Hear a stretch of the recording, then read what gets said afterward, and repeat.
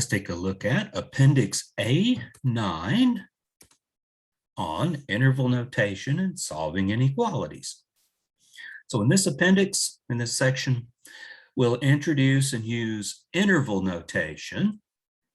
We'll have a sort of a symbolic way to deal with representing intervals, and we'll also draw them on the real number line and have sort of a geometric way of representing intervals. We'll give properties of inequalities, we'll solve inequalities, and we'll solve inequalities involving absolute values. This latter being something that will play a particularly big role in Calculus 1.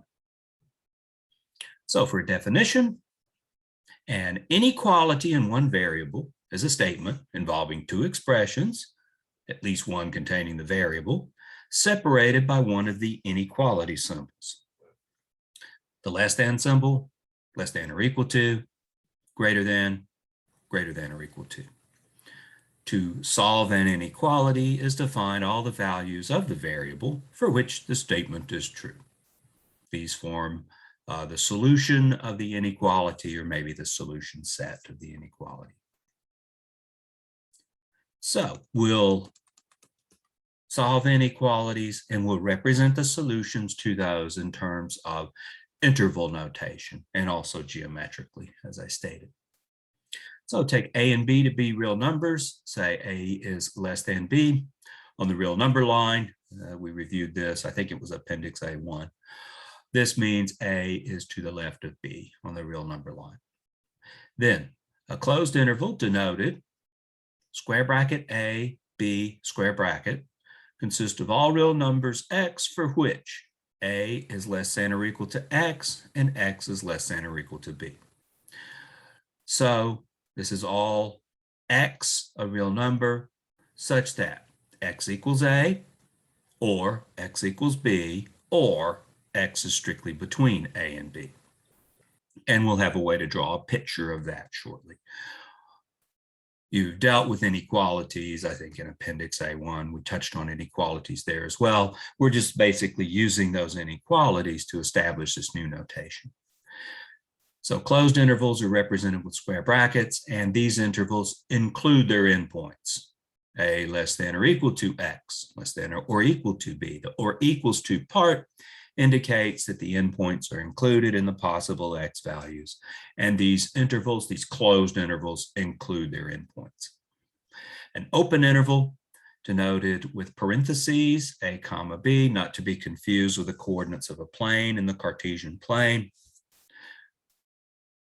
You'd have to know the context that we're discussing intervals when we use this notation, because it is the same notation you see for a point in the Cartesian plane. But an open interval consists of all real numbers X for which A is strictly less than X and X is strictly less than B. So it's all numbers between A and B, excluding A and excluding B, and that in interval notation is indicated with a parentheses. So square brackets mean include the endpoints, parentheses mean exclude the endpoints. And we can mix those together. We could have a half open or half closed interval of the form A to B, excluding A and including B. This would be all real numbers X, for which A is strictly less than X and X is less than or equal to B. Again, the or equals to part corresponding to the little square bracket part there. And the strict inequality over here corresponding to the little parentheses symbol given there. And then we could reverse the orders on those and talk about the interval from A to B, which includes A and excludes B. That is, it consists of all real numbers X for which A is less than or equal to X and X is strictly less than B. The or equals to part corresponding to the square bracket, the strict inequality corresponding to the parentheses.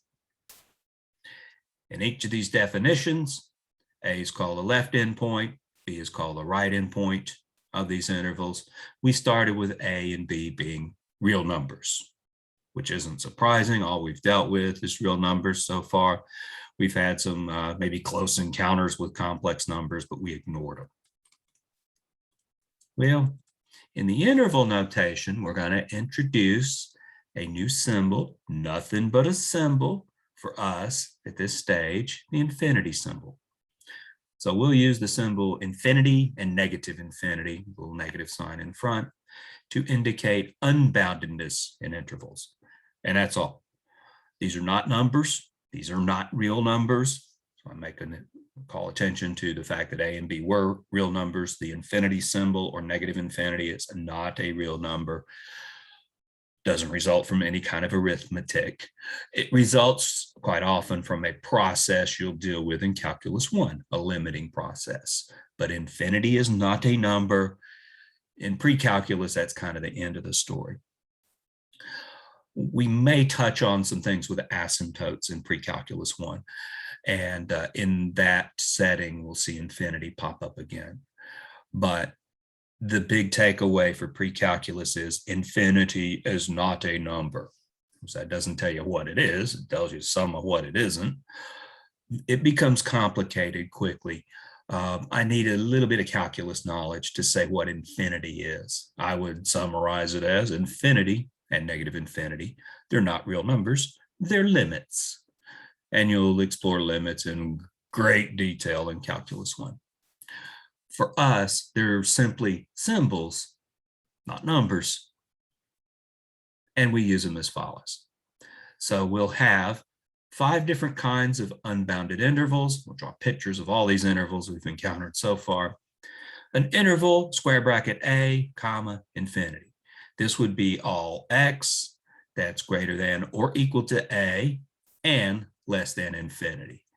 It's common maybe to exclude this less than infinity thing. Might write it like that to make it look like what we had upstairs on the previous page when we were dealing with intervals. It's simply all x greater than or equal to A. So this expression corresponds to this interval of x values. We could, here we're including the A because of the square bracket and because of the or equals to part there. We could exclude the A, in which case we'd use a parentheses here and we'd have a strict inequality there. If you like, this is all x such that A is strictly less than x, is strictly less than infinity. One observation here, you would never see an equals infinity. There is no at infinity. You'd never have the square brackets on the infinity symbol. Buzz Lightyear was wrong. There is no to infinity, and there certainly is no beyond infinity. Infinity isn't there. It's not a real number. It means what we just said it means. In interval notation, it's a way to represent various inequalities in interval notation. We could have, instead of the infinity symbol, the negative infinity symbol. You might want to represent this as plus infinity and this as minus infinity. That would be fine. This is fairly standard notation to leave the plus sign off when you're talking positive infinity, but it would be consistent, it seems, to put plus signs on these. In a sense, we have 2 kinds of infinities in some sense. We got 2 symbols, that one and that one. But we could consider intervals involving negative infinity. So this is the interval. I might read this, forgive me, as the interval from negative infinity to A, including A, and there is no at negative infinity. That's the standard verbal way to pronounce it. It's mathematically objectionable, but we're gonna have to, you're gonna have to give me a little break on some of this so that I can verbally read these things. Remember how to interpret them. This is how you interpret them. That's the interval of all x's less than or equal to A, or equal to A because of the square bracket, less than because the x's lie to the left of A. Without bound is what the negative infinity symbol really means. We could interpret this in this form if you like. Instead of including the A, we could exclude the A, which would mean all x strictly less than A, all x strictly less than A. Could write it in terms of an inequality involving the infinity symbol. And this does have meaning. Now, we've given it meaning to have the infinity symbol occur in inequalities. It's an alternative representation of these intervals. And finally, we could take the interval from negative infinity to infinity. This one is unbounded on both sides. Notice this one is unbounded on the right, so is this one. This one's unbounded on the left, so is this one. This one's unbounded on both sides. This is everything.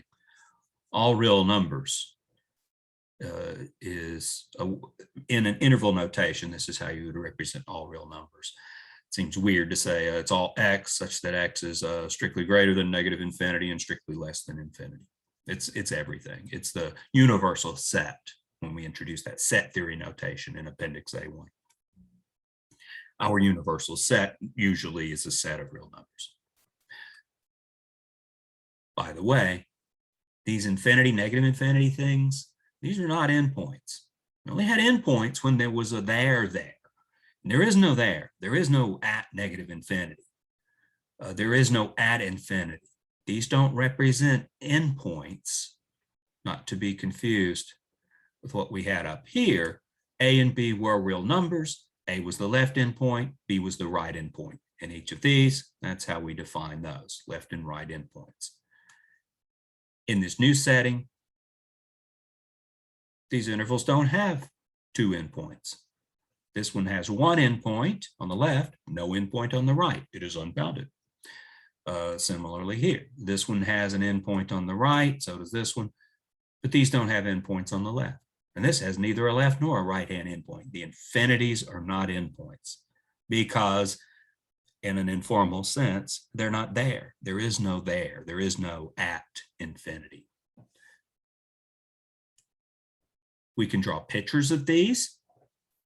For example, the open interval from A to B, and we dealt with pictures of intervals along the real number line back in, I think that was Appendix A1 as well. Here, we're using the parentheses and the square brackets to indicate inclusion or exclusion of endpoints. Previously, we used open circles and colored in circles. This is really better notation. This is more consistent with the interval notation. But if we wanted to graph the inequality, A is less than X is less than B with strict inequalities, that's this interval. What we do is put a little open parentheses at A, a little open parentheses at B. All this was set up with A being less than B. And then shade in everything strictly in between. The little parentheses to indicate the fact these are strict inequalities. You want to include those endpoints, use square brackets and shade everything in between. You want to include the left endpoint and not the right one, square bracket on the left, parentheses on the right. Other way around, strict inequality on the left, less than or equal to on the right. You want to include the right endpoint, square bracket on the right, exclude the left endpoint, parentheses on the left. You want to look at unbounded intervals, X greater than or equal to A, be a square bracket because of the or equals to, greater than, be to the right-hand side, without bound, a little arrow, shaded in arrow of sorts. Strictly greater than, replace the square bracket with a parentheses. Same idea. You want less than or equal to, square bracket, go to the left for the less than or equal to X's. Strictly less than, change it into a parentheses versus a square bracket. You want all real numbers, shade in everything. Putting the little arrows on both ends to indicate it continues in that pattern without bound. So we got pictures of these things. Let's demagnify a little bit there. Let's do a handful of examples and just run through. There's so many examples, or they're elementary examples, but there's so many of them because there's so many different ways we could deal with this. Unbounded intervals, strict inequalities, non-strict inequalities. Let's look at these. Okay.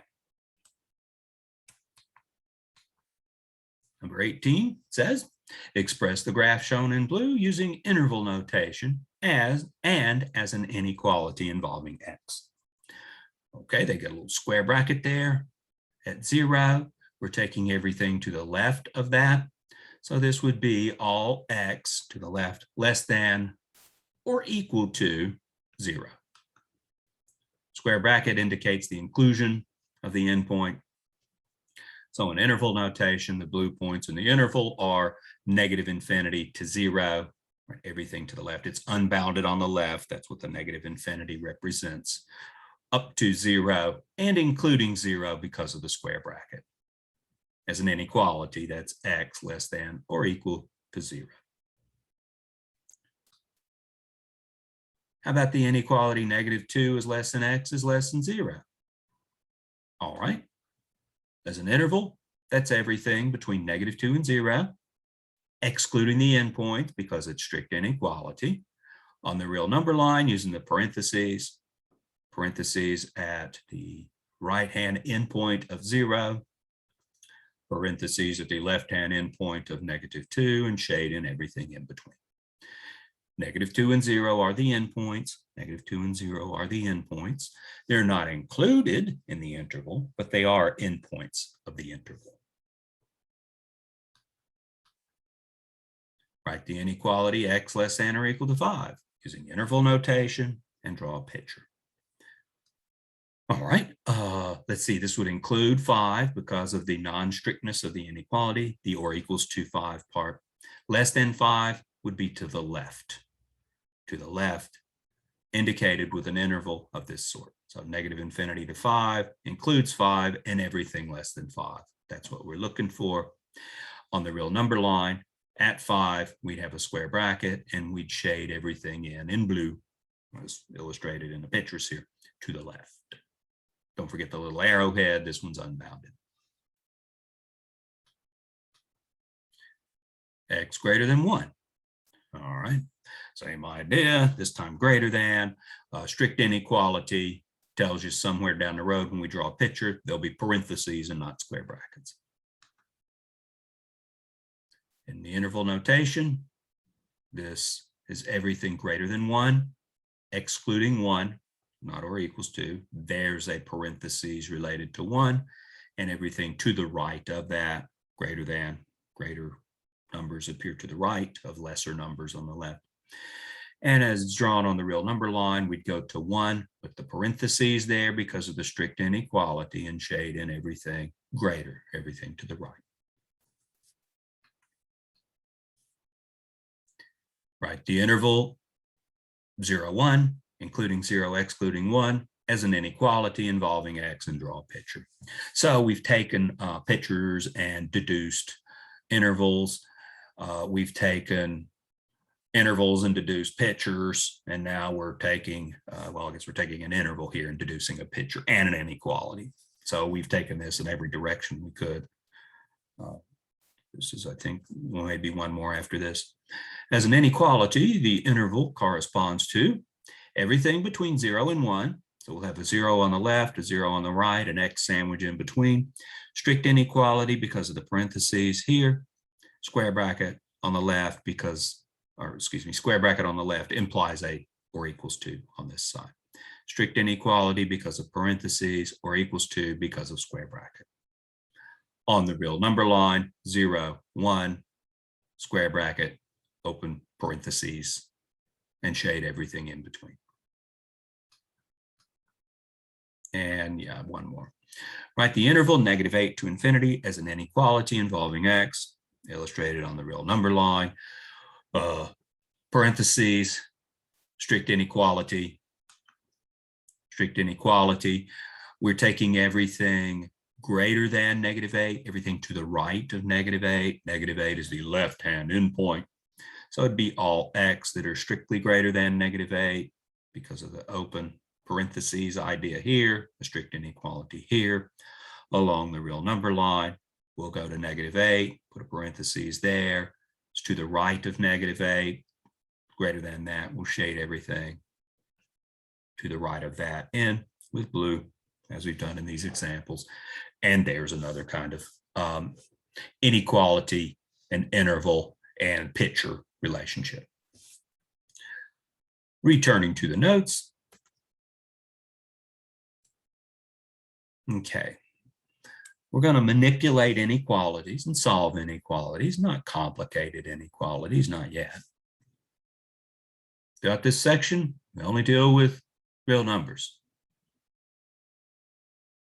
There's no ordering on complex numbers. This idea of greater than and less than may not work in some other settings. It doesn't work in the complex numbers. There's no idea of greater than, less than in the complex setting. But everything here under discussion is real numbers, and we do have the usual greater than, less than idea for real numbers. Here's some properties of inequalities with which I suspect you're familiar. The non-negative property says you take any real number, square it, you get something that's greater than or equal to 0. You square it, you don't get a negative, is what this is saying. And the implication here is with real numbers, we can't take square roots of negatives. There's a way to take square roots of negatives, but not with real numbers, and this is a conversation about real numbers. The addition property of inequalities says if A is less than B, and we add C to both sides, what results is A plus C is less than B plus C. If A is greater than B, and you add the same thing to both sides, that inequality is preserved. So take an inequality, be it less than, greater than, or equal to. Add the same thing to both sides, and the inequality is preserved. A is less than B, A plus C is less than B plus C. The less than here is preserved here. The greater than here is preserved there when you add the same thing to both sides. When you multiply both sides of an equation, well, if you multiply both sides by something positive, nothing changes. You multiply both sides by something negative, and inequalities are reversed. That should sound familiar. Here's a symbolic way of saying that.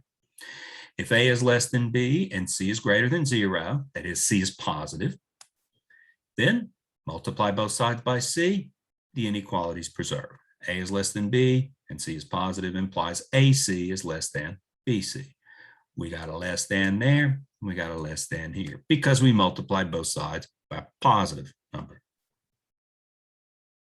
A little typo here. This should be greater than. So just looking at what happens when you reverse this inequality. If A is greater than B, little typo, I'll get that fixed in the notes. Maybe a couple of typos in this. If A is greater than B and C is positive, then AC is greater than BC. Certainly an error there. These should be the same because we, oh, excuse me, it's not a typo, it's a brain-o. Sorry. We're multiplying by negative this time. So let's see, if A is less than B and C is negative, then AC is greater than BC.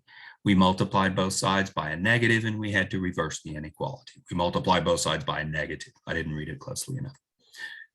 Then the less than becomes a greater than because we multiplied by a negative. Let's look at multiplying by a positive again, and we'll make a synopsis of this since I bobbled that second one. If A is greater than B and we multiply both sides by a positive number C, then AC is greater than BC.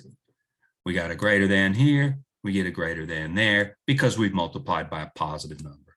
That's sort of the sibling of this one up here. We had a less than here. We get a less than out because we multiplied by a positive.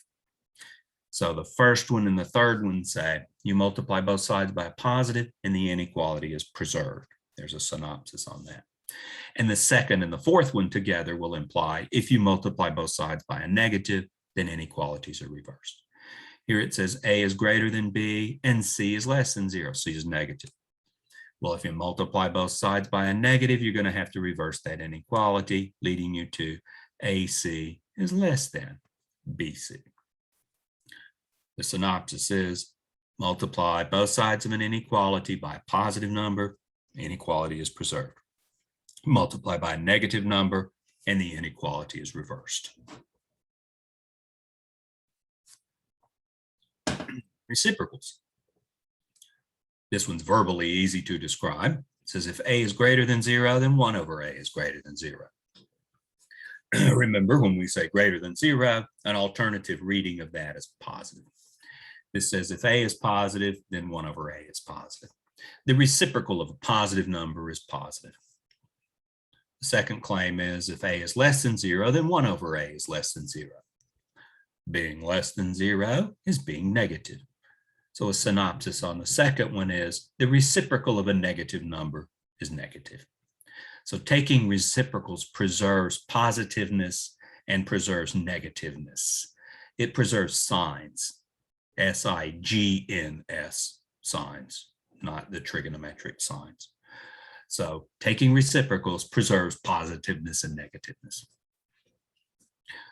So when we solve inequalities, in one variable, at least, this is what you do.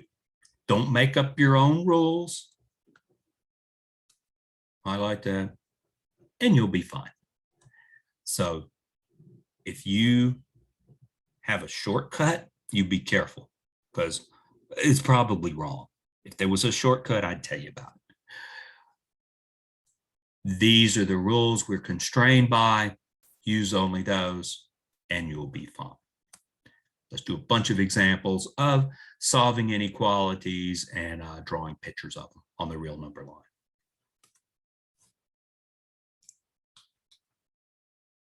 Solve the inequality. 2 minus 3x is less than or equal to 5. Express your answer using set notation and interval notation.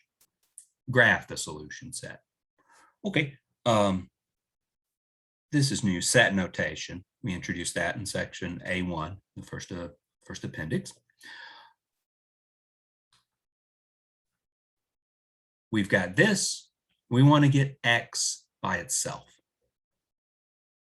Handful of different ways we can do that. I'm going to avoid negative signs as they relate to the x, at least in this one. So let's add 3x to both sides. Add 3x to both sides of the inequality. You're adding the same thing to both sides. The inequality is preserved. We've got the left-hand side 2 minus 3x. There it is. We've added 3x to it. We get the right-hand side of 5. Added 3x to that. Minus 3x plus 3x. Those cancel. So we've basically moved the x's from the left side to the right side. Produces this equation. We're trying to get x by itself, even though this is an inequality. Get x by itself. Subtract 5 from both sides. We'll have left-hand side minus 5, right-hand side minus 5. Subtract the same thing from both sides. Inequality is preserved. The 5 and the negative 5 cancel. 2 minus 5 is negative 3, leaving us with negative 3 is less than or equal to 3x. Let's divide both sides by 3. Negative 3 divided by 3 is negative 1. 3x divided by 3 is x. Inequality is preserved because 3 is positive. So we get negative 1 less than or equal to x. You could also write this x is greater than or equal to negative 1. Right? Either of these is fine. In set notation, we'd say the solution is all x, a real number, such that, remember the little vertical bar there means such that x is greater than or equal to negative 1. So it's just a few extra symbols from the inequality to write the thing in set notation. Let's graph it. So here's a real number line. We want x greater than or equal to negative 1. We'll go to negative 1, put a square bracket, and include everything greater than that. The greater numbers appear on the right, so we'll shade in this stuff on the right. So there's a solution in terms of inequality, in terms of a set, and in terms of a graph. Let's do another one. Solve the inequality 8 minus 4 times negative 2x is less than or equal to negative, 8 minus 4 times 2 minus x is less than or equal to negative 2x. This one's more complicated. There's x's on both sides. Okay, we'll do this the way I typeset it. Of course, there's a number of different ways we could do it. Here's one of them. So this isn't the only way of doing this one. Let's multiply out on the left-hand side. Take that negative 4 and distribute it. Negative 4 times 2 is negative 8. There's the negative 8. Negative 4 times negative x is positive 4 times x. So there's that. We had an 8 outside, so we produced this. Left-hand side was just negative 2x. Let's simplify. 8 minus 8, that's gone. We didn't introduce that. They introduced that. So that's gone, leaving us with 4x is less than or equal to negative 2x. Hey, could you divide both sides by x? No. Is x positive or negative? I don't know, because we don't know what x is. That's the question. Don't you be dividing both sides by x. You don't know what x is. So avoid that. You don't know whether to leave the inequality in one direction or another because you don't know what x is. By the way, if you just canceled x on both sides, you get 4 is less than or equal to -2. 4 is not less than or equal to -2. So something's wrong with that. So don't do that. Let's just do addition. Can't go wrong with that. Let's add 2x to both sides. The motivation being, we'll get rid of the x's here and they'll all be over there. So add 2x to both sides. Here's the left side. Here's the right side. There's the 2x that's been added. 4x plus 2x is 6x. On the right-hand side, as predicted, we get 0. That's the reason we did what we did. Let's divide both sides by 6. That won't change anything, and it'll get rid of that coefficient. Divide both sides by 6. Left-hand side becomes x. Right-hand side, 0 divided by 6 is 0. So we get x is less than or equal to 0. So they wanted the answer in set notation. All right, that'd be all x a real number such that x is less than or equal to 0. Interval notation, that would be the interval -infinity to 0. That corresponds to this inequality. And they wanted a graph. We'll put a square bracket at 0 and shade in everything to the left of it. What are you going to do with this infinity stuff? You'll shade in an arrow. All right, we'll have a little blue arrow that points to the left. We'll go to 0, put the square bracket in, and shade everything to the left. The fact that we got a little blue arrowhead over here indicates the fact that this is unbounded. The -infinity indicates the unboundedness as well. Both of those occurring on the left. If it was unboundedness on the right, we'd go in this direction. We'd have a blue arrow over here, and there'd be an infinity symbol on the right. Let's do another one. Solve the inequality x over 3 is greater than or equal to 2 plus x over 6. Express the answer the way we did in the previous one. So the goal is to get x by itself. Again, I got a couple of ways I can go on this. Let's multiply both sides of the inequality by 6. We did some stuff a few sections ago. It was in the setting of polynomials about getting a least common multiple of the denominators. That's sort of what we're doing here. We're getting rid of the fractions. If we multiply both sides by 6, you can't argue with the validity of that, but here's why I want to do it. Look what happens. We get 6 times x over 3. Well, 6 divided by 3 is 2, so this will simplify down to 2x, and the fraction's gone. On the right-hand side, we get 6 times 2 plus x over 6. Okay, 6 times 2 is 12. 6 times x over 6, the 6's will cancel and just leave us with an x. So the reason to multiply by 6 is to get rid of the fractions. You ain't afraid of no fractions? Do it a different way. You'll have to get some common denominators. This is the easy way for sure, but it's not the only way. So multiply by 6 produces this. By the way, 6 is positive and the inequality was preserved. How about we take this x to the left-hand side? Subtract x from both sides, or if you like, take the x to the left-hand side. It becomes a negative, disappears from the right-hand side. We get 2x minus x, which is x. 12 plus x minus x, which is 12.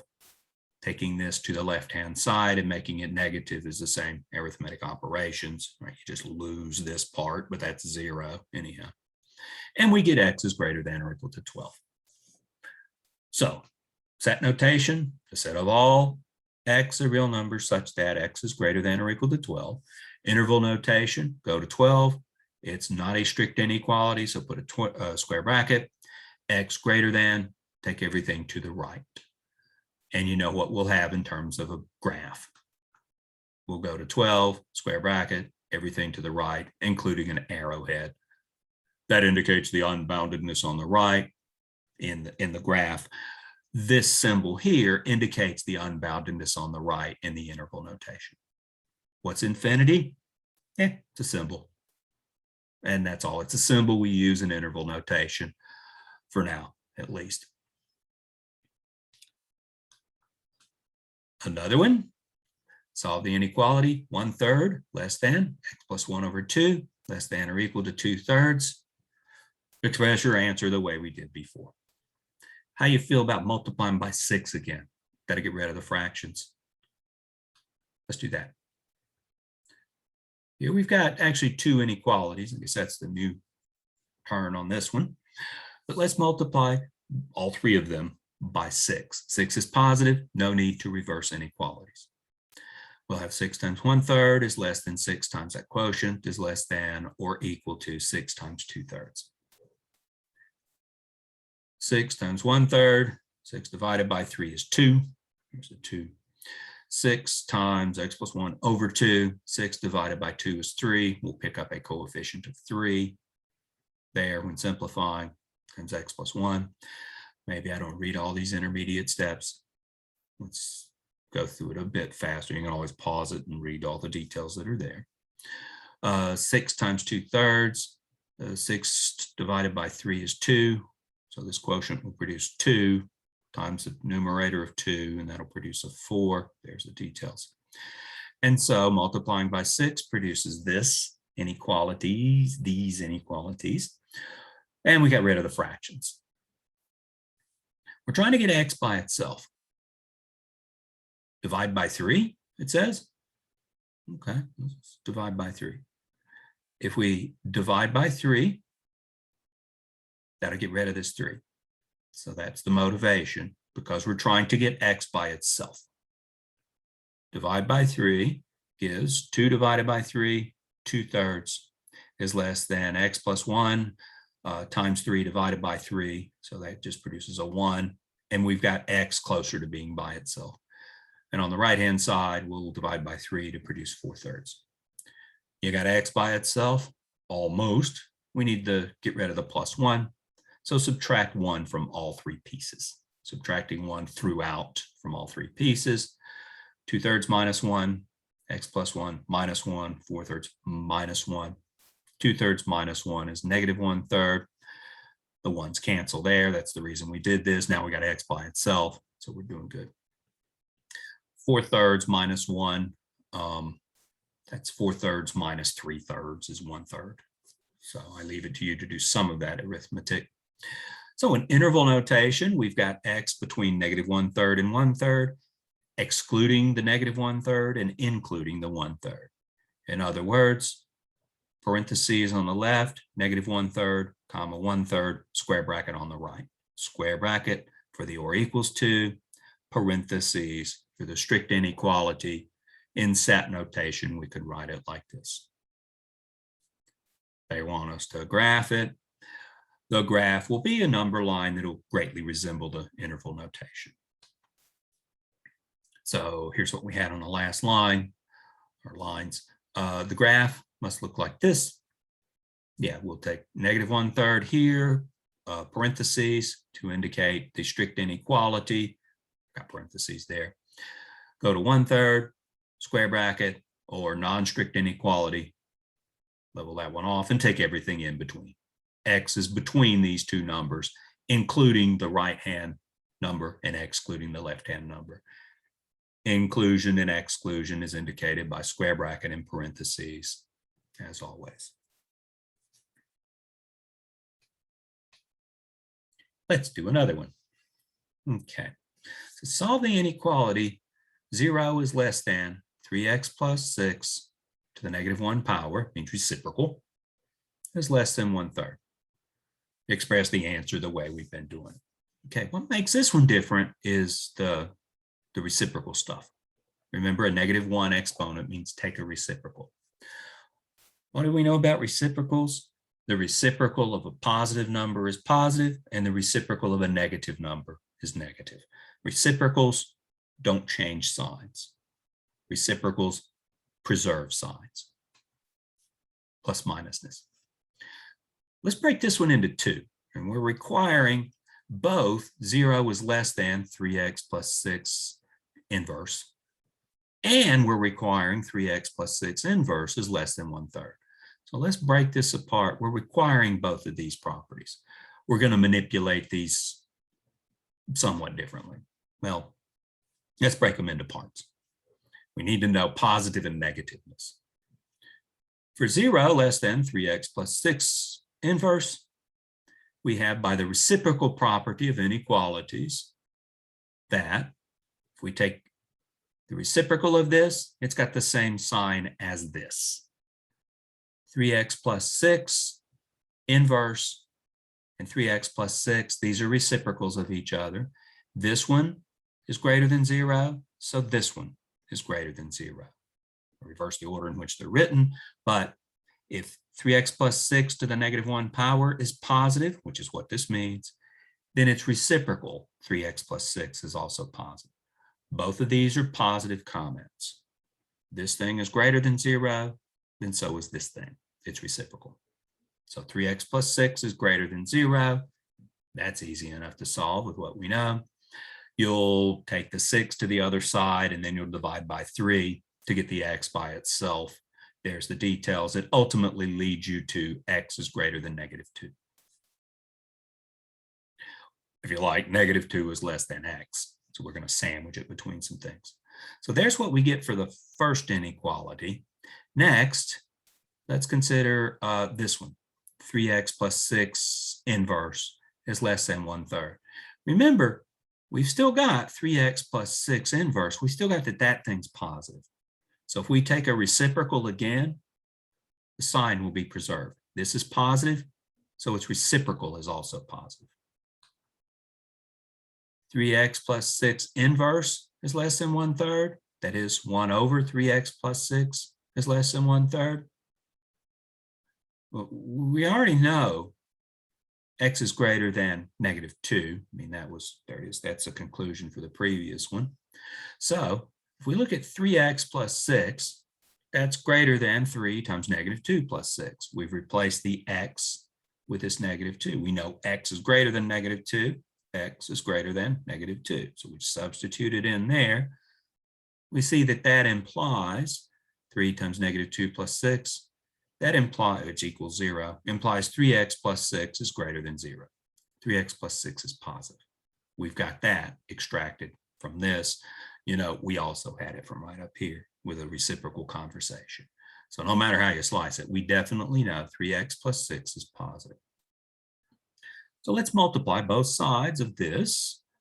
Here's what we had. Multiply both sides by 3x plus 6. You know it's positive.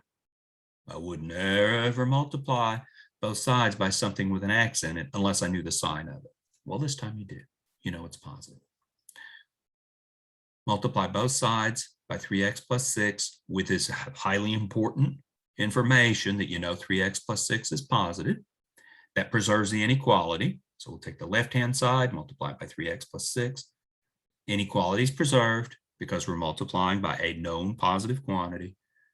Right-hand side, 1/3 times the 3x plus 6. So we multiply both sides by 3x plus 6. This simplifies to 1.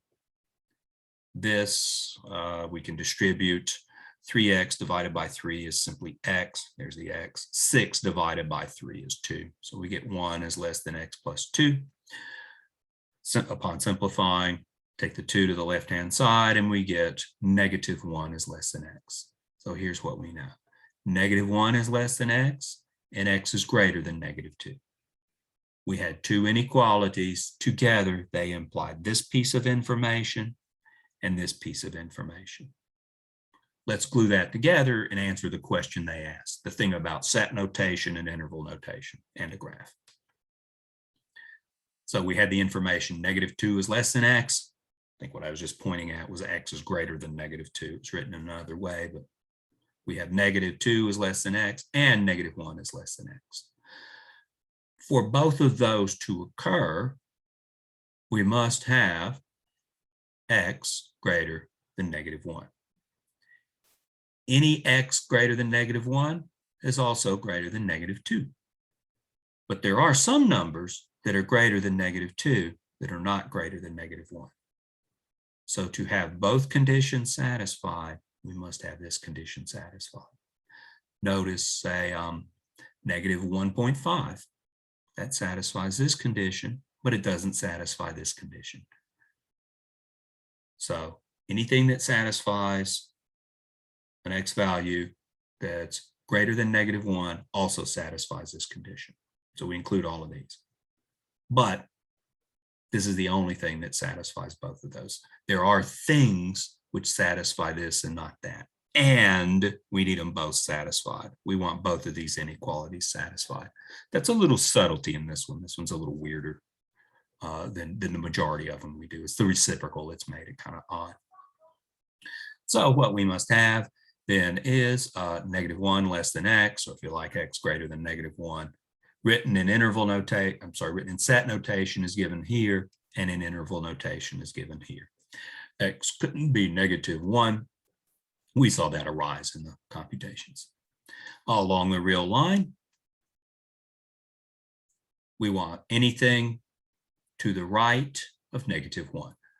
Parentheses, because we excluded the -1, it came somewhere in here. It came from one of these strict inequalities. We could go back to the previous slide and see exactly where. But it came from one of those strict inequalities, so we get the exclusion of -1. And x is greater than -1, satisfies this. So anything to the right. And you have the little blue arrow on the right-hand side. Yeah, the unboundedness is indicated in interval notation with the infinity symbol and with a little blue arrowhead on the right in this example.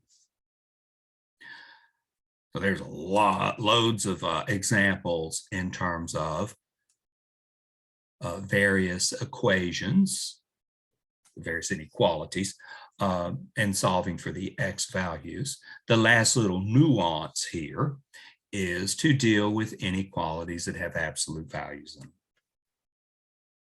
So the statement, theorem A.9.A, this is properties of absolute values and inequalities. If A is a positive number, then the absolute value of u is less than A is equivalent to saying u is greater than -A and strictly less than A itself. In practice, when we do these, the u stuff will be things with x's in them. And we'll want to take absolute values of things with x's in them and translate them into inequalities without absolute values. So as with previous algebraic manipulations, we want to get rid of the absolute values. You can't just drop them. You got to know how to get rid of them. This tells you how to get rid of them. Notice this involves 4 statements with absolute values, and this involves 4 statements without absolute values. So this is how you get rid of absolute values in inequalities. So absolute value of u is less than A means u is sandwiched between -A and A. If it were less than or equal to A, then u is sandwiched between -A, and the non-strict inequality allows you to include those endpoints there, the -A and the A. So you ponder on it. This is not surprising. If the absolute value of something is bounded by A, certainly the thing must be bounded above by A. But it could be negative. It can't be too negative. It can't be some big giant negative number, because when you take the absolute value, you get a big giant positive number. And you might get something bigger than A. In fact, how far you can go in the negative direction is exactly to -A, depending on stricter or non-strict inequalities. But we get this as a lower bound, and that should make sense. This one's a little more subtle. Here we want the absolute value of u to be greater than A. It's actually the exact opposite of what we wanted in the previous one. Right? Here we wanted the absolute value to be less than or equal to A, and here we want it to be strictly greater than A. These are kind of opposites of each other, complements in some sense. This is equivalent to u is less than -A, or u is greater than A. If you just drop the absolute value, you get it wrong, because it's only half of the answer. How can the absolute value of u be greater than A? Well, granted, if u is greater than A, and u is positive, which it would be because A is positive, then the absolute value of u would be greater than A. But here, you can use big negative numbers. You get a big negative number. If it's big enough, then its absolute value will be a big positive number, bigger than A. How big exactly? That big exactly. So u would have to be less than -A. you're kind of measuring a distance away from zero when you do this absolute value stuff. We want the distance from zero to be greater than a. Well, you can go greater than a in that direction or greater than a in that direction. And that's the reason there's these either ors. So this one's a little more subtle than the first one, I think. But how do you get rid of absolute values and inequalities? Do what it tells you to do right here. So that takes care of it. And the last statement is similar to the third statement, except an or equals 2 is thrown in here. And so we get or equals 2 on each of those a negative a parameters. So that's how you get rid of absolute values. Let's do some examples related to that. Number 98. Solve the absolute value of 2x plus 5 is less than or equal to 7. Okay, this is an absolute value is less than or equal to. Let's go back to the notes real quick. It's this one. It's the absolute value is less than or equal to. 7 was the number. So what we'll have is -7 is less than or equal to whatever's in the absolute values is less than or equal to 7. So take that 7, put it on the left and the right. Put the left and the right. On the left, make it negative. And then drop the absolute values and have that sandwiched between those -7 and 7 terms. So we'll take the 7, introduce a -7 on the left, and drop the absolute values and keep an inequality as given. This is equivalent to saying -7 is less than or equal to 2x plus 5 is less than +7. So that's how you get rid of absolute values in inequalities where you got the absolute value is less than or equal to a number. If the inequality goes the other way, it's more complicated, and we'll do one of those next. But to get rid of the absolute value, do this. That's what that theorem said, part 2. Now we're just dealing with a couple of inequalities. We're trying to get x by itself. How are we doing there? The 5 is in the way and the 2 is in the way. Let's get rid of the 5 first. Subtract 5 throughout. That is, take -7 minus 5, 2x plus 5 minus 5, and 7 minus 5. This, and this minus 5. We're doing two things at once, really, solving two inequalities at once. Y minus 5 to get rid of that plus 5. This simplifies down to -7 minus 5 is -12. 2x plus 5 minus 5 is just 2x. And 7 minus 5 is 2. So it produces this. The strategy is get x by itself, divide through by 2. What's interesting about 2, and then we're doing inequalities, it's positive. So I won't have to reverse inequalities if I divide by +2. So do that. And that'll get rid of this coefficient of 2, and we'll have x by itself. -12 divided by 2 is, here it is, -6. 2x divided by 2 is simply x, and 2 divided by 2 is simply 1. So we get x between -6 and 1. There's the inequality. Well, they wanted set notation. Okay, here it is in set notation. It's x, a real number, such that x is between -6 and 1, inclusively. The endpoints are included. In interval notation, -6 to 1, including the endpoints. So there's the interval notation. You want a picture, it's going to look a lot like this along the number line. Go to -6, go to 1, take all the x's in between, shade in between, square bracket here, square bracket there, because, here it is, these are non-strict inequalities. The or equals to part tells you square brackets. Let's do another one. Let's do one where the absolute value is greater than. Let's take the absolute value of 2 minus 3x is greater than 1. Well, let's look back at the notes again. Absolute value is strictly greater than. It's this third one here. So what we'll do is write that as that thing in the absolute values is less than negative, right-hand side of the equation, and we'll also allow, or is the logical connection, but we'll also allow that thing in absolute values to be greater than A. So thing in the absolute values will be either greater than A or less than negative A. That's how you get rid of the absolute values in this kind of inequality.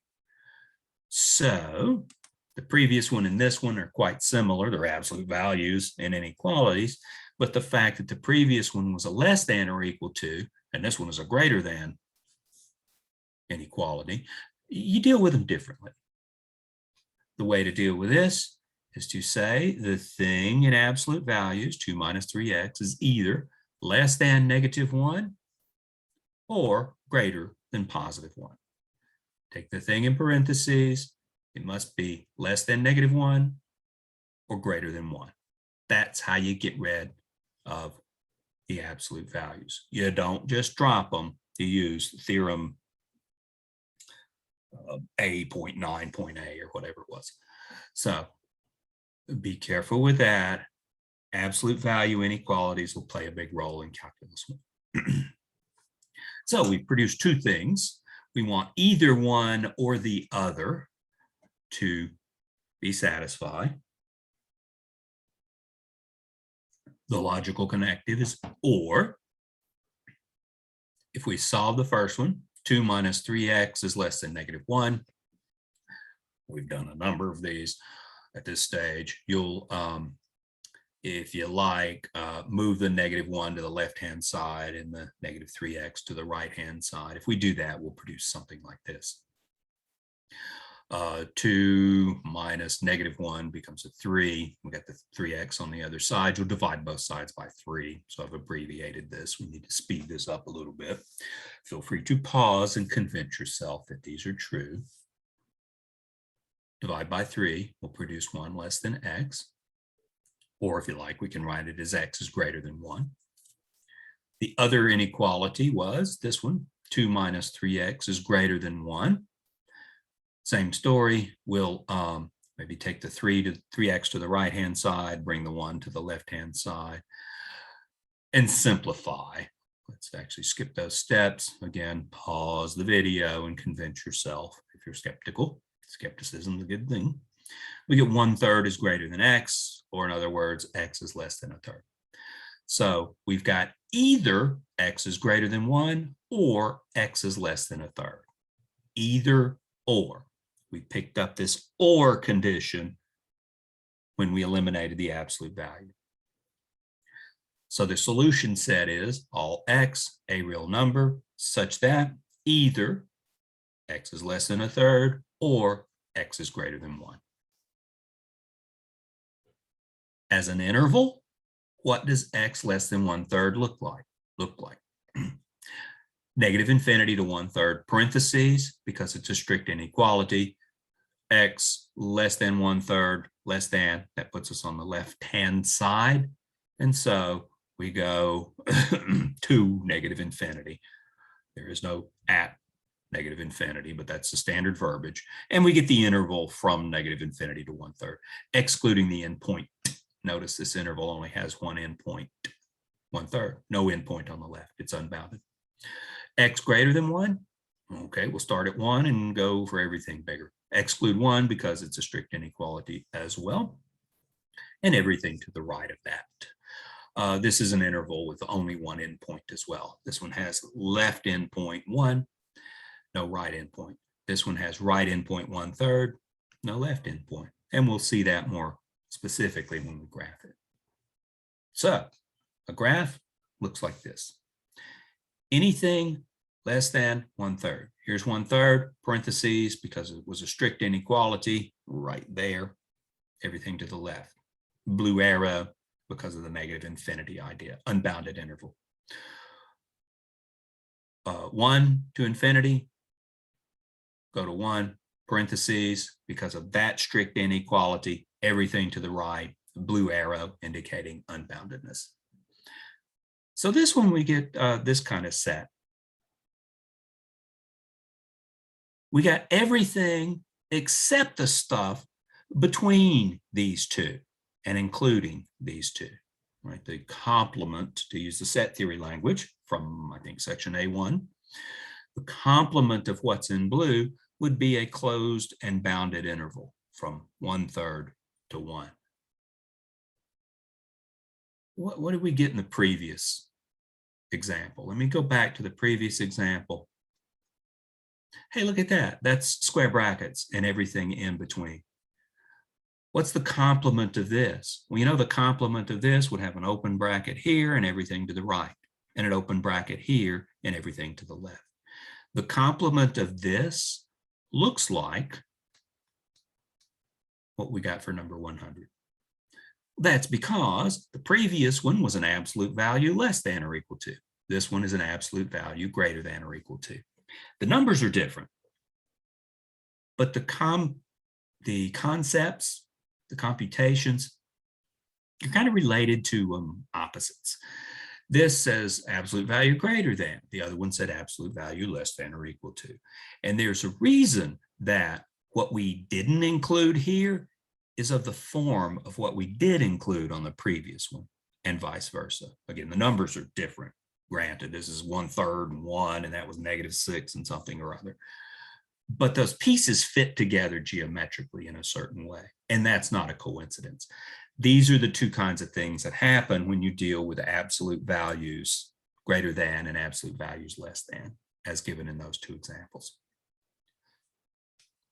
Let's do one final example from this section. This is just inequalities in an applied setting. It says in your Economics 101 class, you have scores of 68, 82, 87, and 89 on the first 4 of 5 tests. To get a grade of B, the average of the first 5 test scores must be greater than or equal to 80 and less than 90, 10-point grading scale, just like in our class. Question A, solve an inequality to find the range of the score that you need on the last test to get a B. Part B, what score do you need if the 5th test counts double? It's kind of like a comprehensive final. So 5th test counts twice in the second part. Okay, first off, there'll be 5 tests. Each will be equally weighted in part A. You want to get a grade between 80 and 90. You want an average between 80 and 90, including 80 and excluding 90. I guess you don't want an A. Well, let T5 represent your grade on the 5th test. T for test, 5 for 5th. What's your average then? This is the unknown. Well, your average on the 5 tests would be the 68 plus 82 plus 87 plus 89, those 4 numbers, plus this unknown grade on the 5th test. You'll add those up, divide by 5, do the arithmetic. I won't bore you with that. These 4 numbers sum to 326. Add T sub 5, divide by 5. This is what your average will be once you take the 5th test and know what number to put there. You want this to be, as the story, greater than or equal to 80 and less than 90. You want a B. So we'll set 80 less than or equal to this average, strictly less than 90, because that's what they said to do. We want to solve this inequality for T sub 5. How about we multiply through by 5 to get rid of the fraction? We did that a couple of times already. Multiply through by 5, there's a 5, there's a 5, there's a 5, and here's the left, center, and right on each of those. 5 times 80 is 400. We multiply by 5 to get the cancellation there to produce this. 5 times 90 is 450 on the right-hand side. Trying to get T sub 5 by itself, subtract 326 from each of these 3. You'll be left with a T sub 5 in the middle. 400 minus 326, the middle term, minus 326, and 450 minus 326. Do the arithmetic. 400 minus 326, I guess, is 74. 326 minus 326 in the middle just leaves with a T sub 5. Oh yeah, that's why we subtracted 326. Right-hand side produces 124. So you need a score on test 5 that's greater than or equal to 74 and strictly less than 124. So there's the range of numbers. Maybe it's got some bonus questions on it or whatever. Presumably 100 is the upper bound. you need a grade of at least 74. And that will produce an average that's between 80 and 90. Under the idea that all the tests count the same. What if the last test counts double? Well, then you'd have twice. You'd count that test twice. Then you'd have a total not of 5 scores, but of 6 scores. Let's look at that. So in part B, if the 5th test counts double, now effectively giving you 6 tests, we'll have first test, second test, third test, fourth test, and double the last test. It counts twice. That gives you a total of 4, 5, 6. Total of 6 tests effectively. So we'll divide by 6, producing 326 plus 2 times t sub 5 divided by 6. So here's what you get for the average this time. You want that average to be between 80 and 90, including 80, excluding 90. Similar to what we just did, we'll multiply through by 6, then we'll get rid of the fractions. We'll then subtract the 326, leading us to this expression here. 154 is less than or equal to 2 times test 5 is strictly less than 214. One extra little step, you need to get the 2 out of the way. So divide each of these by 2. 154 divided by 2 is 77. You divide it by 2 to get rid of that coefficient and get T5 by itself. Divide over here, get 107. So under this second scheme, you need to get at least a 77, presumably 100 is the maximum score. If not, then precisely here's what you need to get. Anything between 77 and 107, excluding the 107. You make a 107, you're going to have a 90 average, and you're going to end up with an A. That's the story they've told us. So there's an intro to interval notation, solving inequalities, dealing with absolute values and inequalities, and drawing pictures. This idea of drawing pictures, graphing the x values that satisfy an inequality, that'll play a pretty good role in Calculus 1. When you deal with limits early on, you'll see inequalities involving absolute values. There's absolute values less than. Those are the easier ones, where you got the thing sandwiched between 2 values. That's the kind you'll see in calculus predominantly. And there was the absolute values greater than, and you got a way to deal with those. Those are just a touch trickier. So that'll take care of this. One last appendix section, section A10. We'll look at rational exponents in section A10, and I'll see you there. Have a nice day.